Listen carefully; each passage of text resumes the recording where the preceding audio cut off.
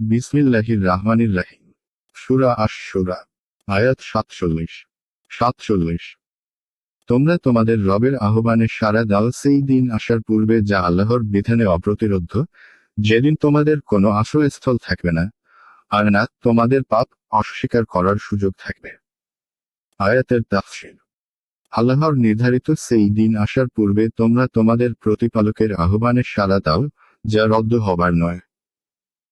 1. সেদিন তোমাদের কোনো আশ্রয়স্থল থাকবে না এবং লুকিয়ে নিখোঁজ হওয়ার স্থানও না। 2. অর্থাৎ যাকে রোধ করার এবং রদ্দ করার শক্তি কারণ নেই। 2. অর্থাৎ তোমাদের জন্য কোনো এমন স্থান হবে না, যেখানে তোমরা লুকিয়ে নিখোঁজ ও পরিচয়হীন হয়ে যাবে অথবা দৃষ্টিগোচর হবে না। যেমন অন্যত্র বলেন, অর্থাৎ সেদিন মানুষ বলবে, পলায়নের জায়গা কোথায়? না, কোনো আশ্রয়স্থল নেই। তোমার পালনকর্তাদের কাছে সেদিন ঠাঁই হবে। সূরা কিয়ামাহ ৭৫, 10-12, অথবা অর্থ, ইনকার, অস্বীকার করা। অর্থাৎ তোমরা নিজেদের পাপসমূহকে অস্বীকার করতে পারবে না। কারণ, প্রথমত সবকিছুই লিখিত থাকবে। দ্বিতীয়ত স্বয়ং মানুষের অঙ্গ প্রত্যঙ্গ সাক্ষ্য দেবে।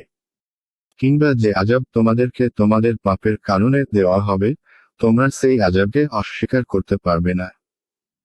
কেননা, পাপ স্বীকার করা ছাড়া কোনো উপায় থাকবে না।